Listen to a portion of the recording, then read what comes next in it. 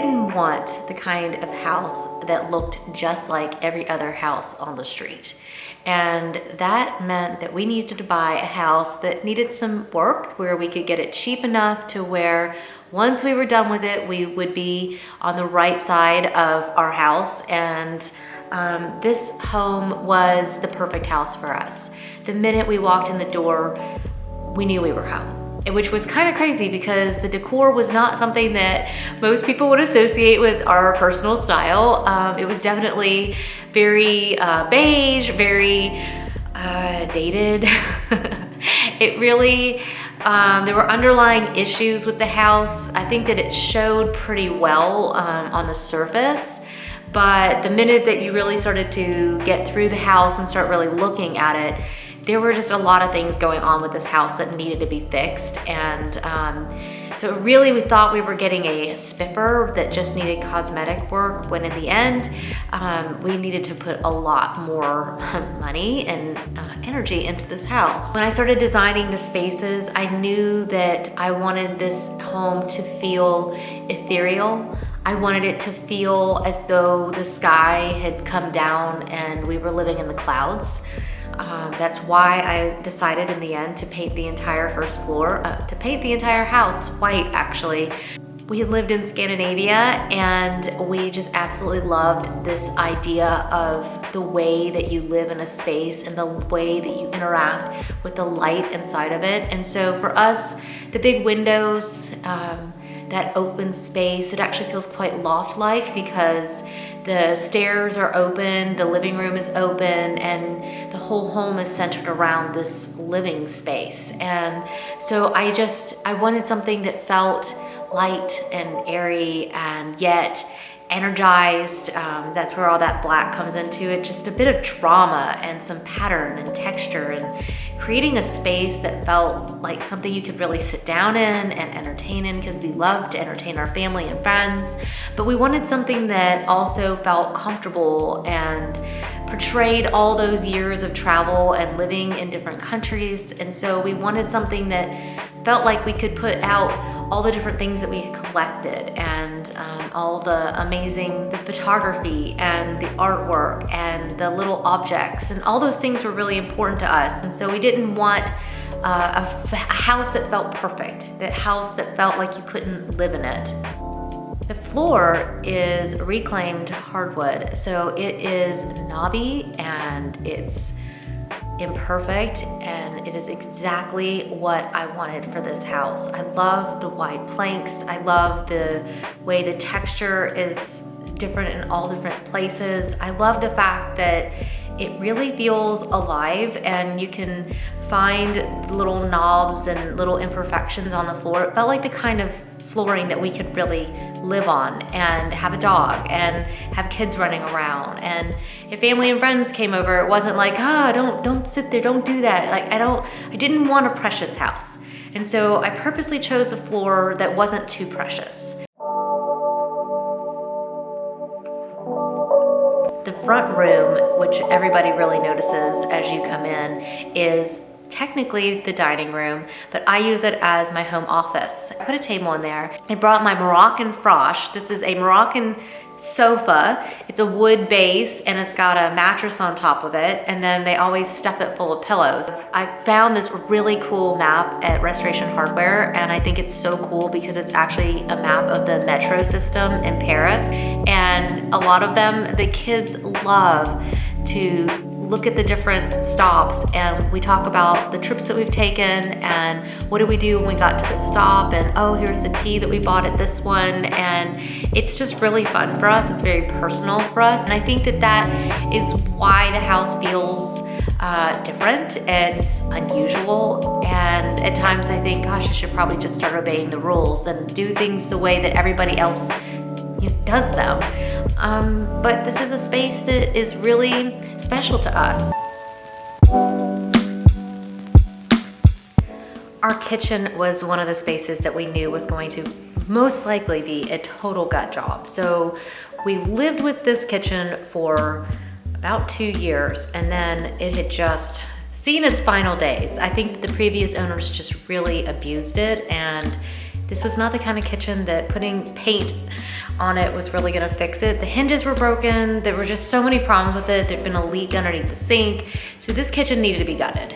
So originally we thought we might knock down the wall between the kitchen and the family room. And in the end, we decided, you know what? We have a family room that's connected that. It's already got that open space living. It's kind of nice to have a little bit of separation. So we decided to leave it just as the way it was. We also really liked the way that we actually lived within the space itself. My only thing that I really wanted to switch was the range. I really imagined that gorgeous hood over this amazing smeg range. Yes, those two pieces and those windows, because I had to have more natural light in there. The rest of the kitchen, all the decisions came after that, but those were the non-negotiables for me. The reason I chose flat front cabinets is that I really wanted it to feel like a modern, almost living room. I didn't want it to feel like a kitchen so much, where the focus is on the microwave and all the appliances, and it's very expected. I wanted something that felt very livable. It breathes and lives with our family. I love the open shelving. I found these from an incredible Danish company called Behr, and they are industrial strength. They're amazing. They have like a cool powder coating on them, and then the really awesome little bolts that really ties into the handles that I had found. These were from the UK. They're from a company that also makes motorcycle equipment and is really into industrial design. And I just really wanted something that felt like it would really stand the test of time. I wanted something that had a little bit of an industrial feel without feeling out of place with the rest of the house. It just has that kind of wow factor that makes the space feel elevated and gorgeous.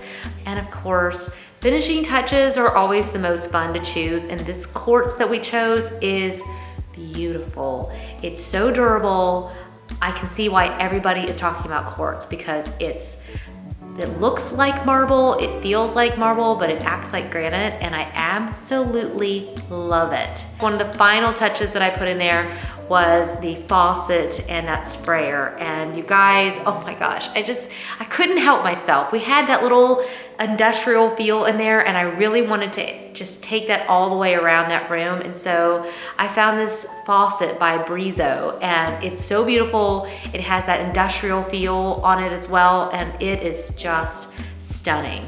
One of the things that I really liked about this house was that the breakfast room was very intimately acquainted with the kitchen. I left it just the way it was. Of course, it got the hardwood floors through there, which just helped that whole space feel bigger. But I just loved that there was enough room for us all to hang out in there, and we really do. We really hang out in that room all the time, playing card games and eating dinner and talking to each other. It's just a very living space. And so I put a cabinet in there that stores all the board games and stuff that we play with as a family around the table. So it's just perfect. It's a great space to display a few more of my favorite things, and the kids have all their stuff below, and it's just perfect. The sunroom was the second selling feature of this house. I'm obsessed with the idea of conservatories, and this room with all those big windows was breathtaking. I could see the minute that I saw it when we first walked through it that this space was going to be absolutely amazing. The owners before had it feeling really stuffed, and there was a lot of stuff in there, and the color just made it feel a little bit dingy. So we just lightened it. We put the hardwood floors all the way through there, which of course just made it feel even bigger. But then we also put back a nice fluffy plush rug, pillows that make it feel cozy, and we love sitting in this space on Friday nights with a drink, Saturday mornings, Sunday mornings. We've got coffee, and we just truly enjoy that space so much.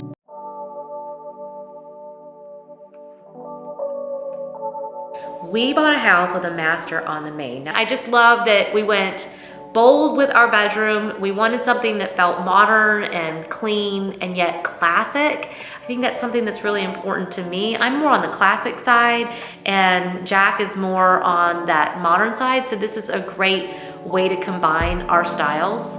Of course, I have to have my favorite poster, which we bought many years ago, and it took me forever to get it finally framed. And so that was definitely gonna be over our bed. I just love having that there. And we sit in here and watch movies on Friday nights with the kids. Everybody just piles in the bed, and we like to eat popcorn. And so I didn't want anything to be precious in this space, but I wanted lots of fluffy pillows and cozy blankets, and it's just been perfect for our family. The master bathroom was the very first thing that we renovated on this house. They told us that before we could do the hardwood floors, we needed to do all the tile work so they weren't, you know, schlepping across the whole thing and destroying it. So that's where we started. And we definitely went more classic in this space. We felt that the master bathroom was something that we wouldn't be renovating for a very long time. And so we just chose really classic finishes. I love the nickel on the lights in there. I love that the vanity looks like a dresser, and I live in my black tub. I think that was so crazy to choose a black tub, but I have never once regretted that choice. I absolutely love it. And that is the way you should choose your finishes in your space. Choose things that you just look at every day and you're like, I love this. And that's how I feel in that space. I knew that my home being renovated and having it all complete the way that I wanted it would be amazing. But imagining it and experiencing it are two very different things. It has been so life-altering for our family. We just truly feel at home in our home now. And I think that that is something that's so amazing. It's what keeps me renovating homes. It's why I can't help myself but want to dive into more projects. And I get to do this for other people all the time, and so getting to do it for myself was amazing.